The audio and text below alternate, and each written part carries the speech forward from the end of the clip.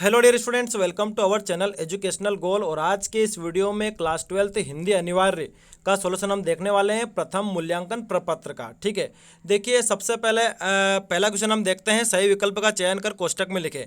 भाषा के अंतर्गत क्या आता है? पढ़ना, लिखना, बोलना, उपरोक्त तो सभी आता है। ठीक है, यानी कि भाषा लिखी भी जाती है, पढ़ी भी जाती है और बोली भी जाती है।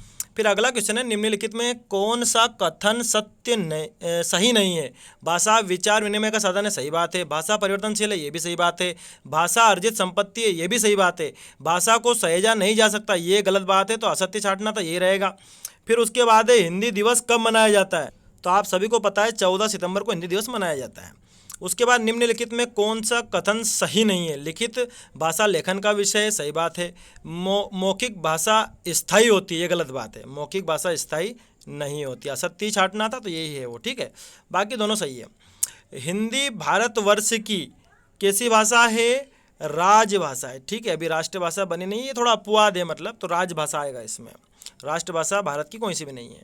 मानक भाषा का तात्पर्य क्या है? कि सर्वमान्य भाषा है, वैज्ञानिक होनी चाहिए, व्याकरण सम्मत होनी चाहिए। तो मतलब उपरोक्त सभी होना चाहिए। ठीक है, उसके बाद है निविदा के बारे में असत्य तथ्य है। निविदा एक लिखित वादा है, सही बात है। यह सीमित अथवा खुली हो सकती है। निविदा केवल सरकारी विभाग प्रकाशित करता है। निविदा एक सूचना है, तो इसका सा वाला असत्य है कि निविदा केवल सरकारी विभाग प्रकाशित करता है, गलत बात है। सरकारी भी कर सकते हैं, गैर सरकारी भी कर सकते हैं। ठीक है, उसके बाद अगला, अच्छे कार्यालयी पत्र की क्या विशेषताएं होनी चाहिए? तो ये सारी विशेषताएं होनी चाहिए। संक्षिप्तता रहे, तारतम्यता रहे, शिष्टता रहे, उपयुक्त सभी। ठीक है, उसके बाद नवा प्रश्न है कि सरकारी व गैर सरकारी कार्यालयों में किसी कार्य को संपन्न करवाने हेतु सार्वजनिक रूप से जो सूचना प्रकाशित की जाती है उसे कहते हैं। तो इसको बोलते हैं विज्ञप्ति। क्या बोलते हैं? विज्ञप्ति। जो प्रकाशित कर देते हैं हम जब सूचना को अखबार में, तो वो विज्ञप्ति हो जाती है। अब दूसरा वाला, 10वां वाला है कि सरकारी एवं गैर सरकारी कार्यालयों में किसी कार्य को संपन्न करवाने हेतु सार्वजनिक रूप से जो आदेश जारी किए जाते हैं उसे कहते हैं। तो देखिए इसमें थोड़ा सा कन्फ्यूजन है, क्योंकि विज्ञप्ति अभी आपको मैंने ऊपर बता दिया कि जो सामान्य रूप से जो सूचना पहुंचाते हैं हम अखबार के माध्यम से सरकारी और गैर सरकारी में, उसको विज्ञप्ति कहते हैं। तो इसमें भी यही आना चाहिए, क्योंकि अधिसूचना तो केवल सरकारी होती है, इसमें तो गैर सरकारी लिखा, तो अधिसूचना आ नहीं सकता। ज्ञापन अलग बात है। निविदा मैंने आपको आमंत्रण बता दिया, तो ये थोड़ा सा कन्फ्यूजन वाला है। तो 10वां आपको देखना है कि आपको क्या करना है। ठीक है, आगे बढ़ते हैं। विज्ञप्ति के बारे में असत्य कथन है या अन्य पुरुष की शैली में लिखी जाती है, ये सही बात है। इसमें किसी को संबोधित नहीं किया, तो ये भी सही बात है, किसी को संबोधित नहीं किया जाता है। विज्ञप्ति का प्रचार प्रसार करने के लिए समाचार पत्रों में प्रकाशित किया जाता है, ये भी सही बात है।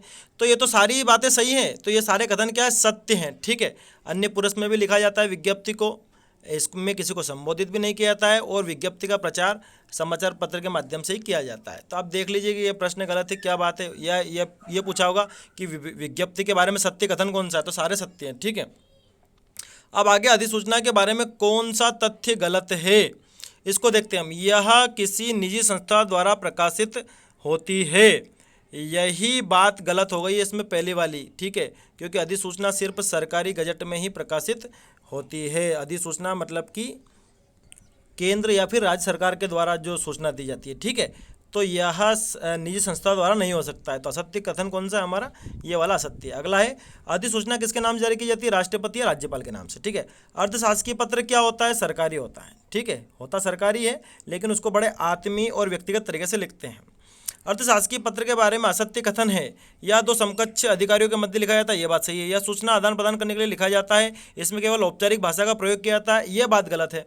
इसमें औपचारिक भाषा का प्रयोग नहीं भी किया जाता। आत्मीय भाव झलकते हैं इसमें, और उत्तम पुरुष का प्रयोग तो इसमें करते ही हैं। तो सा वाला गलत है इसमें। ठीक है, उसके बाद अगला है कि अर्धशासकीय पत्र के बारे में प्रेषक का नाम लिखा जाता है। देखो मैं आपको दिखा देता हूँ। तो यहाँ पर देखिए आप, प्रेषक का नाम पता कहाँ है? बाईं ओर सबसे ऊपर है। ठीक है, और उसके बाद प्रेषित का नाम बाईं ओर सबसे नीचे है, मतलब ये आप अब हम उत्तर देखते हैं। तो ये देखिए 16 वाले में क्या पूछा है? प्रेषक का नाम पूछा है, तो पत्र में ऊपर बाईं ओर। ठीक है, अर्धशासकीय पत्र के बारे में प्रेषित का नाम लिखा जाता है, तो हमने क्या देखा? बाईं ओर नीचे है, तो हम कहेंगे नीचे बाईं ओर। ठीक है, उसके बाद अगला पूछा है, भाषा के रूप होते हैं, लिखित मौखिक दोनों होते हैं, तो हम कहेंगे उपरोक्त दोनों। हिंदी किस लिपि में लिखी जाती है? देवनागरी लिपि में लिखी जाती है। और वह शास्त्र जो किसी भाषा के शुद्ध रूप को बोलने लिखने में का ज्ञान कराए, उसे हम कहते हैं, क्या कहते हैं उसको?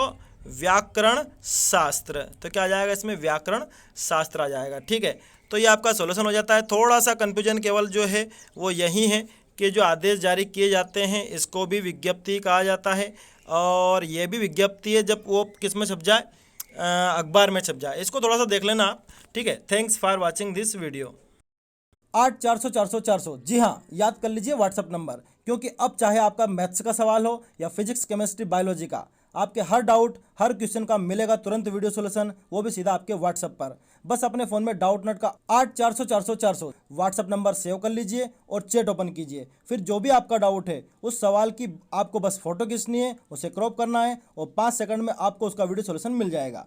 क्लास 6 से 12, IIT JEE, NEET, CBSE boards और सभी स्टेट बोर्ड्स के बच्चों के लिए। तो देर किस बात की, अभी जाइए 8400 पर अपना सवाल व्हाट्सएप कीजिए और अपने सभी डाउट्स को आउट कीजिए। लिंक डिस्क्रिप्शन में।